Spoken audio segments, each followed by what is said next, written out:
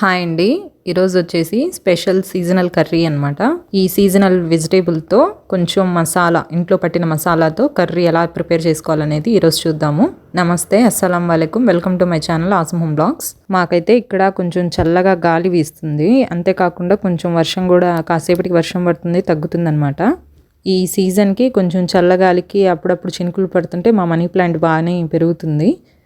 ఇక్కడ ట్రాన్స్ఫర్లో కొంచెం దెబ్బతిన్నా కూడా మళ్ళీ ఆకులతో ఇలా బాగుందనమాట, బాగా ఫ్రెష్గా. కొంచెం కొమ్మలవి బ్రేక్ అయినప్పుడు కొంచెం బాధ అనిపించింది, కానీ ఇప్పుడు కొంచెం చల్లగాలికి కొంచెం వర్షం పడుతుంటే బాగానే రికవరీ అయింది, బాగానే ఉందన్నమాట చెట్టు. ఇప్పుడు కొత్తగా ఆకులు తీగలు కూడా బాగా వచ్చాయి. ఇలాంటి మొక్కలు కొంచెం ఇంటికి అందాన్ని ఇస్తాయండి, కొంచెం తీగజాతి మొక్కలు. ఈరోజు కర్రీ వచ్చేసి మధ్యాహ్నం ఆఫ్టర్నూన్ లంచ్ కోసము అనపకాయలు చేద్దామనేసి ప్రిపరేషన్ అయితే స్టార్ట్ చేశాను. మన సైడు అనపకాయలు అంటారు వీటిని, ఇక్కడ బెంగళూరు మదనపల్లి సైడ్ అయితే ఆవరకాయ అంటారు. వీటిలో చిక్కుడు గింజలాగా ఇలా గింజలు ఉంటాయండి, వీటితో మనం కర్రీస్ చేసుకోవచ్చు. వీటితో ఈ గింజలతో దాదాపుగా ఒక 4-5 వెరైటీస్ చేస్తారనమాట వంటలు. స్నాక్ గాను ఇంకా కర్రీగా కూడా చేస్తుంటారు. వీటినైతే ఈరోజు నేను కర్రీ చేస్తున్నాను, ఒక 1/2 kg అనపకాయలతో.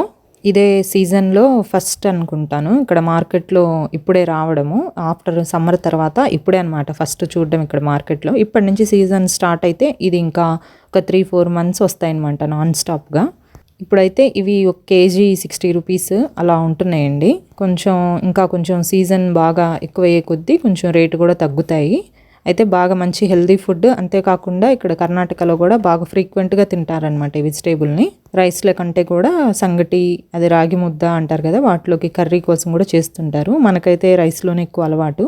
ఇలా మొత్తంగా అన్ని గింజల్ని ఒలిచేసిన తర్వాత ఇలా అయితే గింజలు వచ్చాయండి. మొత్తం కాయల్ని ఒలిచేసిన తర్వాత మొత్తం వేస్టేజ్ అయితే అంత వచ్చింది, గింజలు అయితే ఇంత వచ్చాయన్నమాట. వీటిని ఇప్పుడు వాష్ చేసేసుకొని కర్రీ ప్రిపరేషన్ అనేది స్టార్ట్ చేస్తాము.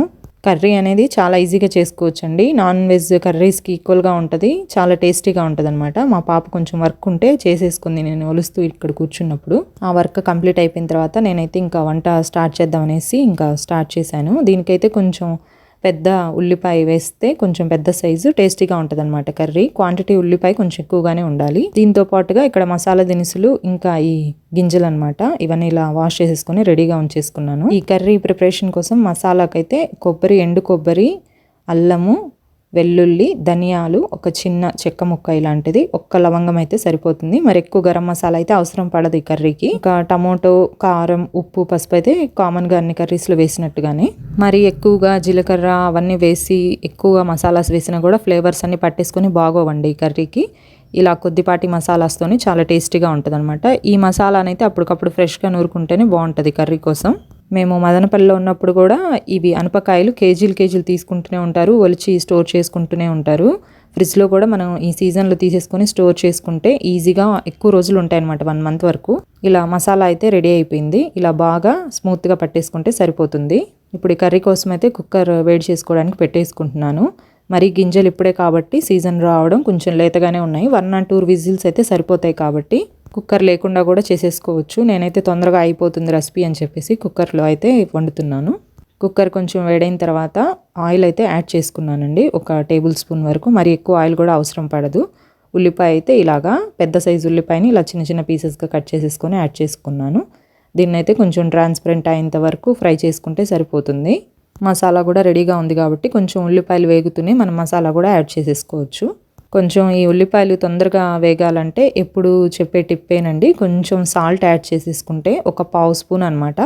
మనం కూరలో కూడా మళ్ళీ తగ్గించి వేసుకోవాలి. ఒక 1/2 స్పూన్ సాల్ట్ యాడ్ చేసేసుకుంటే తొందరగా వేగుతాయి ఉల్లిపాయలు, మనం స్పీడ్గా కర్రీ కూడా ప్రిపేర్ చేసేసుకోవచ్చు. ఇలాగైతే వేగుతున్నాయండి ఉల్లిపాయలు. ఇవైతే ఫ్రీజర్లో ఈజీగా 1 month వరకు, 1 or 2 months వరకు ఉంటాయండి. బాగా ఎయిర్ టైట్ కవర్లో పెట్టేసేసుకొని మొత్తం ఒలిచేసేసుకొని పెట్టేసుకున్నామంటే గింజలు. ఈ సైజు ఉల్లిపాయ అయితే నేను యాడ్ చేసుకున్నాను కర్రీ కోసం. చిన్న సైజు అయితే ఒక 2 యాడ్ చేసుకుంటే సరిపోతాయి. బాగా ఎయిర్ టైట్ కవర్లో పెట్టేసేసుకుని జిప్ లాక్ లాంటి దాంట్లో వేసేసుకొని ఒక 1 or 2 months పెట్టేసుకోవచ్చండి ఫ్రీజర్లో. మనము చాలా టేస్టీగా ఉంటుంది కర్రీ కూడా, పిల్లలు కూడా ఇష్టంగా తింటారనమాట గింజలు ఉంటే. చాలా హెల్దీ ఇంకా టేస్టీ రెసిపీ అన్నట్టు, నాన్ వెజ్ కర్రీస్కి సమానంగా ఉంటుందన్నమాట టేస్ట్.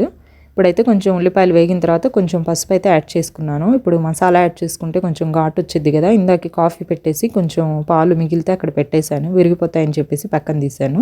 ఇప్పుడు ఇందులోకి కుక్కర్లోకి వేగిన తర్వాత ఉల్లిపాయలు మసాలా అయితే పూర్తిగా యాడ్ చేసేసుకున్నాను. ఈ మసాలా నూనె తేలేంత వరకు ఫ్రై చేసుకోవాలండి మనము. నేనైతే ఇక్కడ స్టీల్ కుక్కర్ తీసుకున్నాను కాబట్టి కొంచెం జాగ్రత్తగానే ఫ్రై చేసుకుంటున్నాను. కొంచెం బాగా పచ్చివాసన పోయేంత వరకు అడుగంటకుండా ఫ్రై చేసుకుంటే సరిపోతుంది. మనం చికెన్ మటన్ కోసం ఎలాగైతే రెసిపీస్ కోసం ఎలాగైతే మసాలాని ప్రిపేర్ చేసుకుంటామో అలానే చేసుకుంటే సరిపోతుందండి. అయితే దీనికి కొంచెం మసాలాస్ అవి తక్కువ పడతాయి కాబట్టి అల్లం వెల్లుల్లి చూసి యాడ్ చేసుకుంటే సరిపోతుంది. మసాలా ఫ్రై అయిన తర్వాత కారం కూడా యాడ్ చేసుకున్నాను. మసాలాలోనే ఫ్రై చేసుకుంటే కారం వేసేసి కొంచెం పచ్చివాసన లేకుండా కర్రీ కూడా కలర్ఫుల్గా వస్తుందన్నమాట. ఇప్పుడు టమాటోస్ కూడా యాడ్ చేసేసుకున్నాను. టమాటో కూడా ఉల్లిపాయ సైజులో తీసుకున్నాను, టమాటో కూడా అదే సైజులో తీసుకున్నాను. ఇదంతా కొంచెం బాగా ఫ్రై అయిపోయి టమాటో ముక్కలు మగ్గిపోయిన తర్వాత మనం గింజలు అనేది యాడ్ చేసేసుకోవాలి. ఇలాగైతే కొంచెం ఆయిల్ రిలీజ్ అవుతున్నప్పుడు ఇందాక వాష్ చేసి పెట్టుకున్న ఈ అనప గింజలను అయితే యాడ్ చేసుకుంటున్నాను. ఇవైతే ఒక 1/2 kg గింజలు కదండి, మనం 1/2 kg కాయలు కదా తీసుకుంది. కొంచెం వేస్టేజ్ పోయిన తర్వాత ఒక 350-300 grams వరకు గింజలు వస్తాయన్నమాట. దాన్ని బట్టి మనకు కర్రీ క్వాంటిటీ ఎంత కావాలో అంత గింజలు యాడ్ చేసేసుకుంటే సరిపోతుంది. ఇవి ఇప్పుడైతే కొంచెం గ్రీన్ కలర్లో ఉన్నాయి. కొంచెం ముదిరిన తర్వాత కొంచెం సీజన్ బాగా మిడిల్లోకి వచ్చేసరికి కొంచెం వైట్ కలర్లోకి వస్తాయన్నమాట గింజలు. అప్పుడు ఇంకా బాగుంటాయి టేస్టీగా. ఇప్పుడే సీజన్ స్టార్ట్ అవ్వడం కాబట్టి కొంచెం లేతగానే ఉన్నాయి.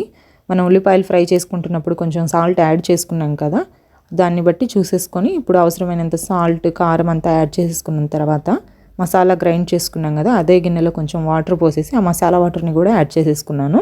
ఇప్పుడు స్పైసెస్ అన్నీ కరెక్ట్గా ఉన్నాయో లేదో ఒకసారి చెక్ చేసేసుకొని కర్రీ కన్సిస్టెన్సీ కూడా మనకి ఎంత కావాలో అంత వాటర్ యాడ్ చేసేసుకున్న తర్వాత కొంచెం హ్యాండ్ఫుల్ ఆఫ్ కొత్తిమీరను కూడా యాడ్ చేసుకున్నాను, సన్నగా కట్ చేసేసుకొని.